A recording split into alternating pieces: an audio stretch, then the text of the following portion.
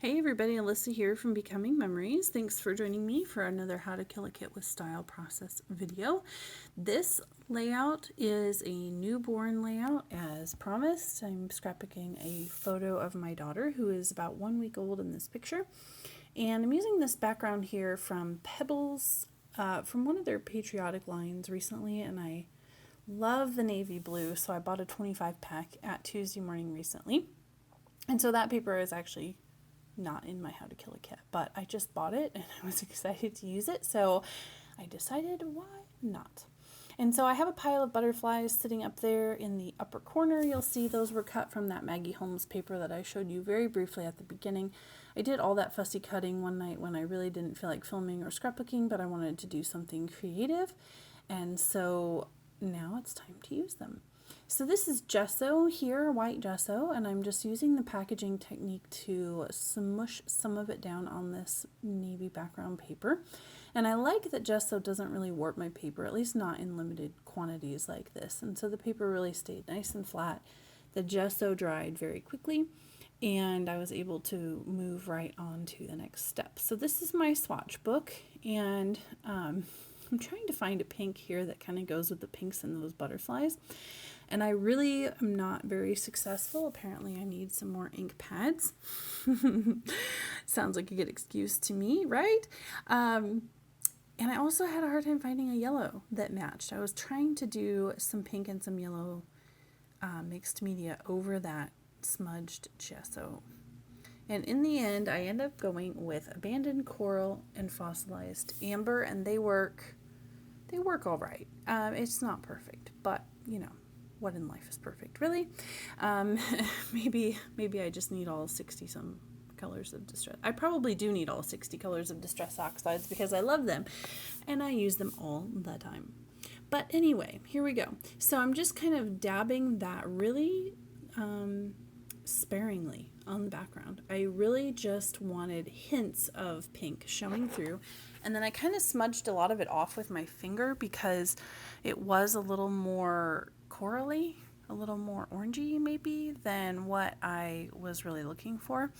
And so kind of dab it on, smudge it off with both of those colors just to create a very subtle look. You can see that there's not a heck of a lot of color on there, but I just wanted something there behind those butterflies. I'm planning to create a cascade of butterflies from the bottom left corner to the upper right corner, basically where I put the gesso.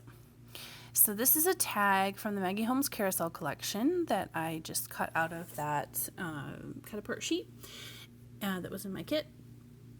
And now I'm going to start getting those butterflies on there. I have been picturing this layout in my head for probably a week before I actually had time to create it.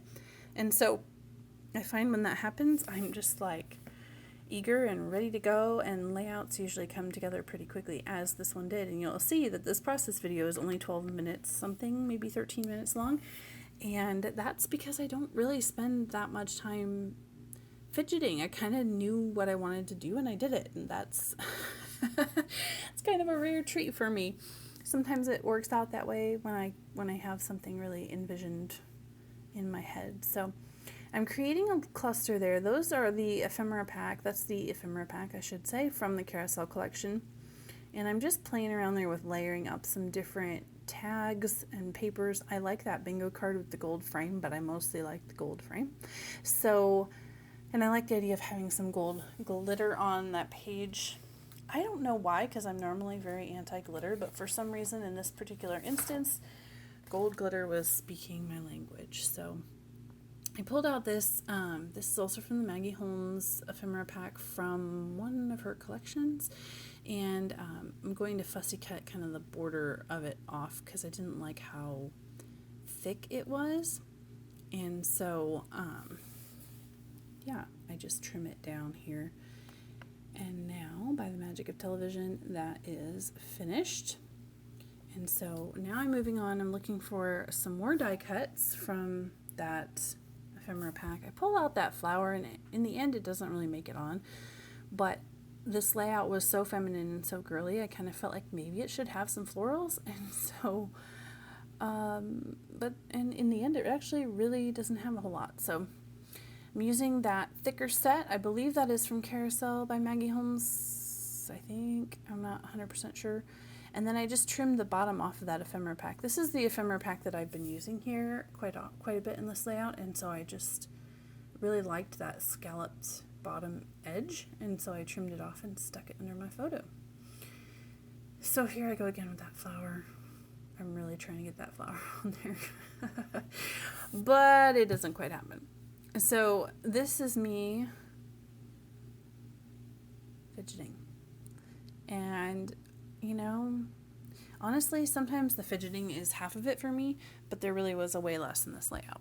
So I brought these tags out. They are also from that same cut apart sheet that floral tag is from. And I previously cut them out intending to use them on another layout, and I never did. And so I decided I was going to try to fit them there, but again, didn't quite happen. So now I'm trying to fill in a few more butterflies. I'm trying to kind of squish them together so I can get a few more on the page. And I'm not liking the fact that there is not such an even distribution of color. And so I'm going to go back and fussy cut out a couple more of those butterflies. And this is probably for the best, because I'll be honest, when I pre-fussy cut something like I did the rest of those butterflies, I have a hard time actually feeling like the layout's finished unless I have like fussy cut something on the spot. And that is so bizarre, and it doesn't make sense even to me, but there you have it. So I'm gonna get a couple more butterflies, because we can't have too many butterflies, right? Well, I know some of you really don't like butterflies, but that's okay. So it's funny because in this picture, I've had this printed for a while, and I turned it black and white because the outfit my daughter's wearing in this layout, this photo, I mean, was a bright blue with bright hot pink flowers, and it was a hand-me-down outfit that it was kind of one of those outfits that only made it on her when laundry wasn't done, because it wasn't really one of my favorites, and so that's why the photo is black and white. But actually, in the end, I probably could have used that photo in color with the way this layout turns out. But oh well, I do like the occasional black and white photo in my album. And is there anything sweeter than a sleeping baby? I don't think so. So here I am still fidgeting with the butterflies. This was the one thing that took me a little while actually to get totally right on the page. And it was a matter of balancing the colors and the sizes in a way that made me happy. So I'm going to get, yes, more butterflies. I'm pulling off some clear stickers. They're just black and white butterflies on clear stickers. And I'm going to stick them here on this scrap of white cardstock, and then I'm going to fussy cut them out. And now they're fussy cut because, again, magic.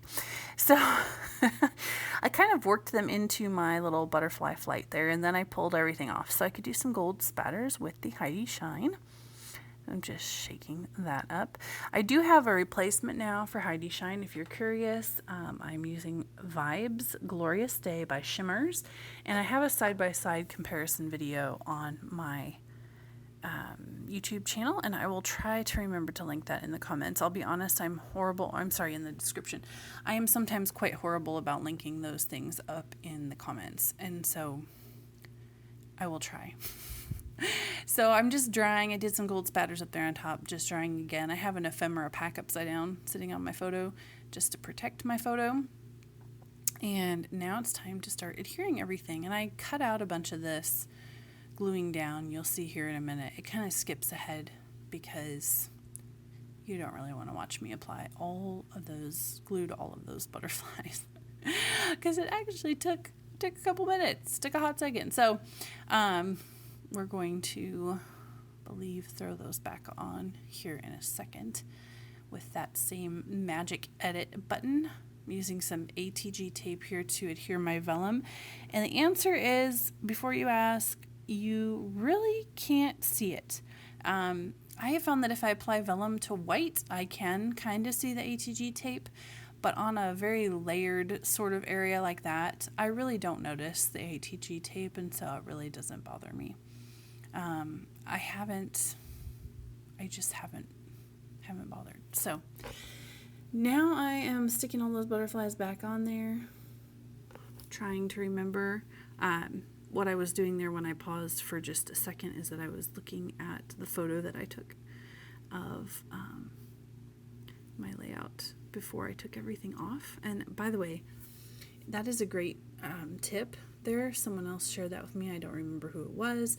But when you're getting ready to adhere everything and you have to take everything off in order to like adhere the bottom layers, if you snap a photo with your phone or whatever first, you can then kind of see where everything was and maybe save yourself some fidget time when you reassemble. So that was what that pause was right there, where it looked like I wasn't doing anything for a moment. So now I'm putting some foam squares under a few of the butterfly wings, mainly because I know that when I put this in my album, everything's going to kind of flatten out, and I want to make sure that I maintain some of the dimension from all of those beautiful butterfly wings. So I think there's only a couple of things left that I'm going to do. One of those is I'm going to put a few enamel dots around the page. Oh, journaling. Right, I forgot about the journaling. So I'm using a gold gel pen here, and it's very subtle. I promise you can see it in real life. I'm actually looking at it right now, and you definitely can see it in real life, but it is very hard to see on the camera. I don't know if you'll be able to see it better in some of the close-ups, but I loved how subtle it was, because if you know me and any of my pet peeves, you'll know that like having journaling that really stands out on a very artistic page just kind of bothers me a little bit. I don't know why that is. It's kind of silly because the point is storytelling, right? And I get that, but I use those pocket pages opposite to do that most of the time. So I just really loved having that gold journaling there, and very subtle, but yet still there and still telling the story. So I think that is it.